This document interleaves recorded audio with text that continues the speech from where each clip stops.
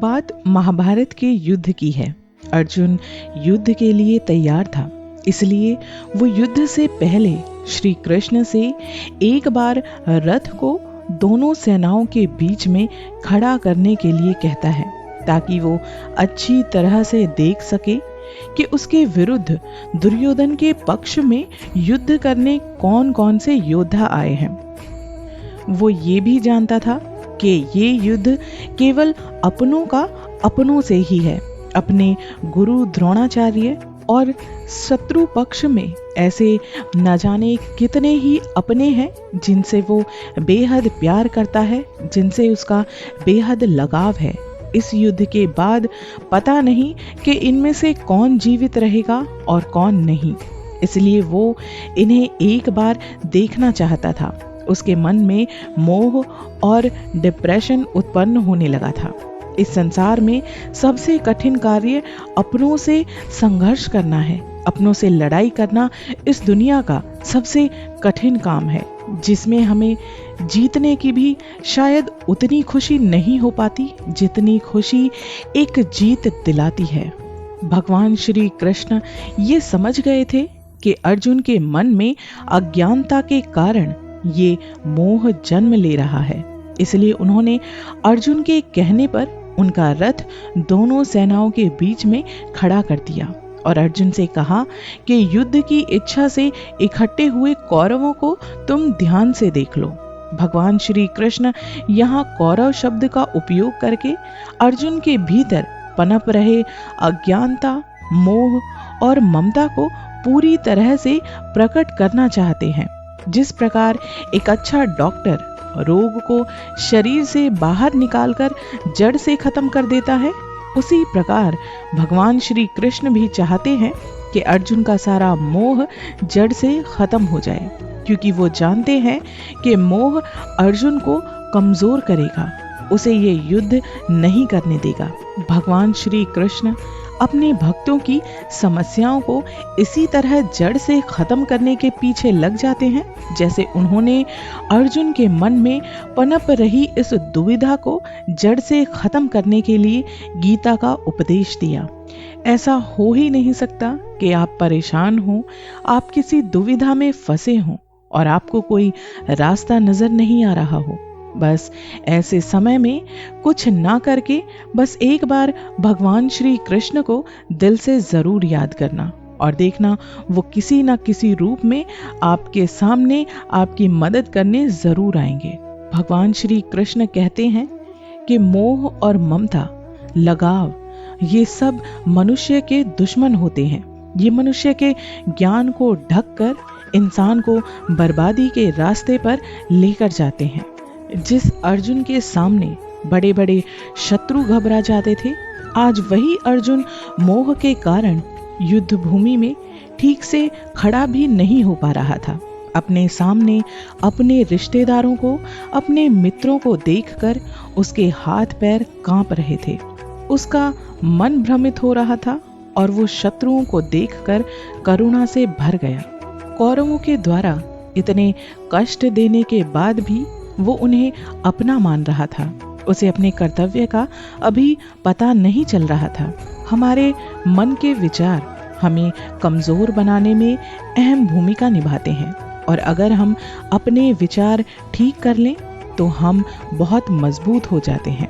एक बस में दुबले पतले कंडक्टर के सामने हर रोज एक लंबा चौड़ा आदमी आकर बैठ जाता था। कंडक्टर रोज उस लंबे चौड़े आदमी से टिकट लेने को कहता तो आदमी कंडक्टर को जवाब देता कि मैं टिकट नहीं लूंगा। कंडक्टर बेचारा अपने मन में अपने शरीर की कमजोरी को कोसता रहता था। कुछ दिनों तक ऐसा ही चलता रहा। आदमी रोज आता और कंडक्टर उससे रोज पूछता और कंडक्टर को रोज यही जवाब मिलता कि मैं टिकट नहीं लूंगा। कंडक्टर सोचने लगा कि ये आदमी तो मुफ्त में सफर करके निकल जाता है। एक दिन कंडक्टर अपने गांव से कुछ पहलवान अपने साथ लेकर आया और आदमी से हकलाती हुई आवाज में पूछा कि टिकट क्यों नहीं लोगे। उस आदमी ने कहा कि मैंने तुम्हें पहले भी कहा है कि मैं टिकट नहीं लूंगा। इसके बाद कंडक्टर ने हिम्मत जुटाई और पूछा कि क्यों? तो आदमी ने बड़े प्यार से जवाब दिया कि मेरे पास बस में सफर करने का पास है, इसलिए मैं टिकट नहीं लूंगा। अब इस छोटे से वाक्य से हमें ये समझ में आता है कि सारी समस्या जो कंडक्टर के मन में थी, ये समस्या सिर्फ और सिर्फ उसके मन की ही थी। उसी प्रकार गीता में भी सारा मोह, ममता, डर, निराशा आदि सारे भाव अर्जुन के मन के ही थे। वास्तविकता में ऐसा कुछ नहीं था। इसलिए मनुष्य को सदा किसी भी समस्या को सुलझाने से पहले उसके बारे में सही जानकारी प्राप्त कर लेनी चाहिए। उससे पहले ये सोचना चाहिए कि ये समस्या कहाँ से उत्पन्न हुई है, फिर उस समस्या को हल करने की कोशिश करनी चाहिए। क्योंकि कहते हैं ना कि जब भी कोई समस्या जन्म लेती है, उसके साथ साथ उसके समाधान भी जरूर जन्म लेते हैं। सिर्फ कमी रहती है तो शांत दिमाग से, स्थिर मन से हमें सोचने की। अर्जुन मोहग्रस्त होने के कारण श्री कृष्ण को युद्ध ना करने के लिए बोलता है। वो ममता और मोह के कारण राज सुख को भी छोटा और तुच्छ समझने लगता है। वास्तव में ये मोह और ममता बहुत अधिक शक्तिशाली होते हैं। ये अर्जुन जैसे शक्तिशाली को भी मार्ग से भटका देते हैं। अर्जुन कौरवों को अत्याचारी भी मानता है और उन्हें युद्ध में मारना पाप भी समझता है। कुछ विद्वान अर्जुन के युद्ध ना लड़ने के निर्णय को उसकी अच्छाई भी मानते हैं। अर्थात युद्ध क्षेत्र में कई ज्ञानी और महान योद्धा भी थे, लेकिन युद्ध ना लड़ने का निर्णय केवल और केवल अर्जुन का ही था। इसका कारण अर्जुन के अच्छे संस्कार थे, जो दुर्योधन आदि के प्रति उसके मन में करुणा का भाव उत्पन्न कर रहे थे। परंतु यदि वास्तव में देखा जाए तो युद्ध के प्रति अर्जुन के मन में एक उत्साह था, वीरता थी, लेकिन ममता के कारण अर्जुन विषाद का शिकार बन गए। किसी भी इंसान में करुणा का भाव जरूर होना चाहिए, किंतु उसे अपनी करुणा उनके लिए ही प्रकट करनी चाहिए जो उस करुणा के योग्य हों, जो उस प्यार के योग्य हों। मैं इसके लिए आपको एक बहुत ही छोटी सी कहानी बताना चाहूंगी। आशा करती हूँ आप उसे पूरी जरूर सुनिएगा। जंगल में एक संत कुटिया में रहते थे। एक बार उनके पास एक चूहिया ने आकर कहा कि उसके पीछे एक बिल्ली पड़ी है, कृपया उस बिल्ली से उसकी रक्षा कीजिए। संत ने अपनी शक्ति से उस चूहिया को एक बड़ी सी बिल्ली बना दिया।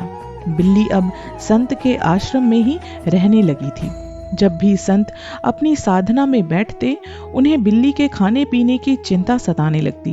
तो संत गांव में जाकर एक गाय ले आए। फिर संत को गाय को गर्मी सर्दी से बचाने के लिए एक कुटिया की जरूरत पड़ी। उन्होंने उसके लिए एक कुटिया का निर्माण किया। फिर उन्हें एहसास हुआ कि गाय एक जंगल में चरने जाती है तो जंगली जानवरों का डर बना रहता है। संत ने इस परेशानी को दूर करने के लिए आश्रम के पास अपने शिष्य को खेती करने का सुझाव दिया। तो कुछ ही दिनों में शिष्य खेती करने लग गए। धीरे धीरे खेतों में से गाय को हरा चारा मिलना शुरू हो गया। फिर कुछ समय के बाद उन्हें एहसास हुआ कि खेतीबाड़ी के लिए और लोगों की आवश्यकता है। संत ने गांव के कुछ लोगों को काम पर रख लिया।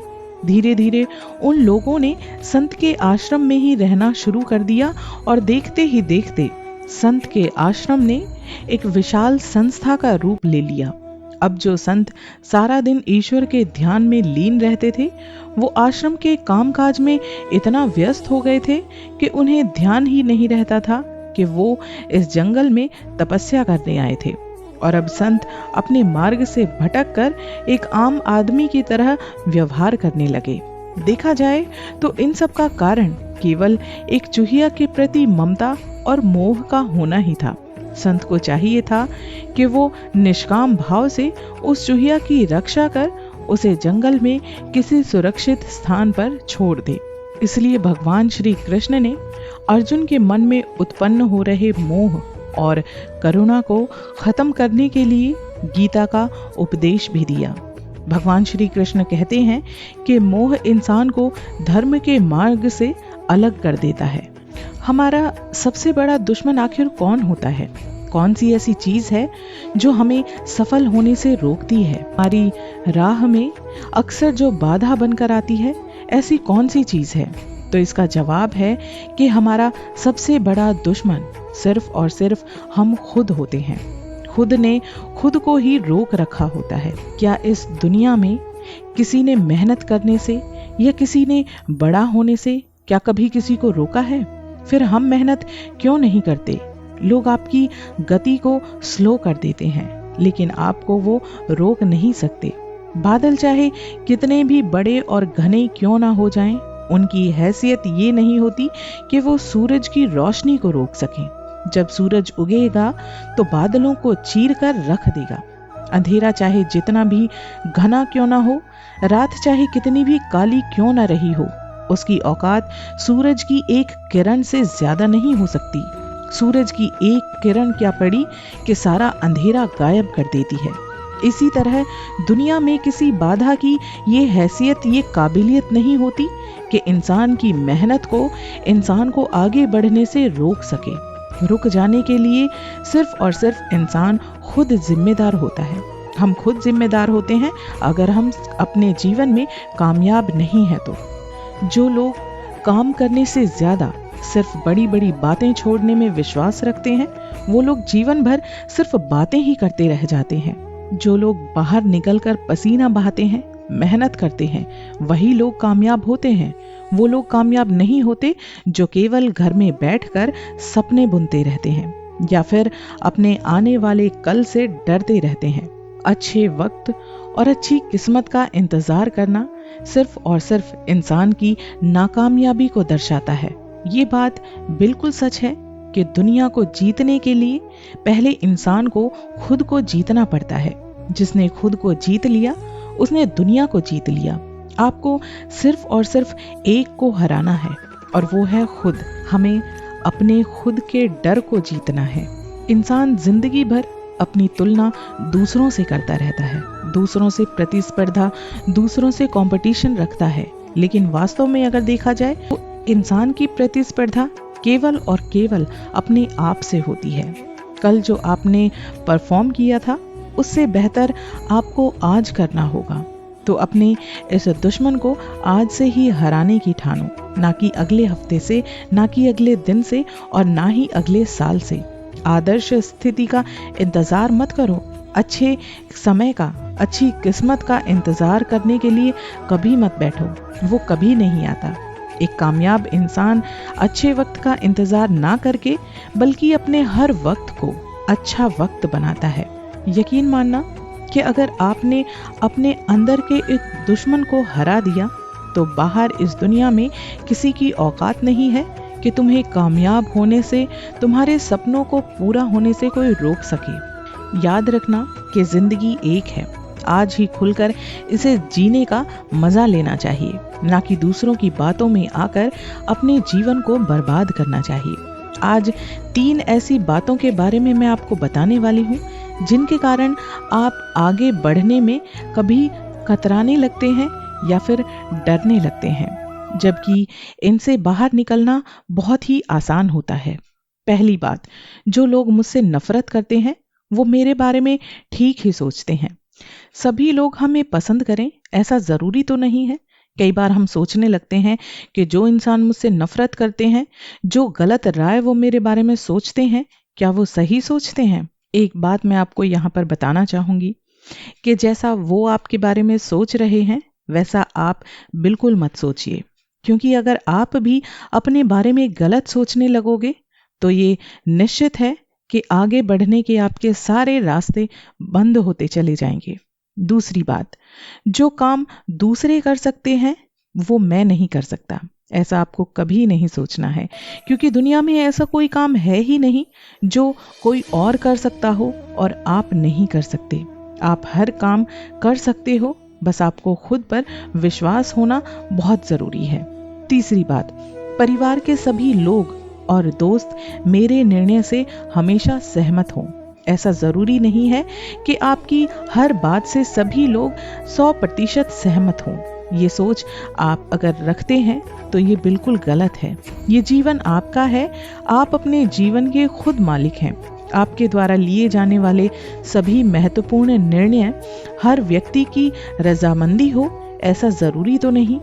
एक बात हमेशा याद रखना कि अपने शरीर को आराम की नहीं बल्कि कड़ी मेहनत की आदत डालिए। आप केवल और केवल जिंदगी में वही खोते हैं जिससे आपको लगाव होता है। समस्याएं कभी भी हमारे पास चलकर खुद नहीं आती, बल्कि कहीं ना कहीं हम खुद ही जिम्मेदार होते हैं। अनजाने में हम उन समस्याओं को खुद से पैदा करते हैं। इसलिए अगर ध्यान से सोचोगे तो आप खुद उन समस्याओं से बाहर भी आसानी से निकल पाओगे। आशा करती हूँ मेरा आज का ये वीडियो आपको पसंद आया होगा। अगर अच्छा लगा है तो प्लीज़ मेरे चैनल को सब्सक्राइब कर दीजिए ताकि मेरे आगे आने वाले इसी तरह के प्रेरणादायक वीडियोस आप आसानी से सुन सकें। तो मिलते हैं अपने अगले वीडियो में। तब तक के लिए अपना ध्यान रखें, अपनों का ध्यान रखें, खुश रहें, अपने लिए, अपनों के लिए। राधे राधे, हरे कृष्णा।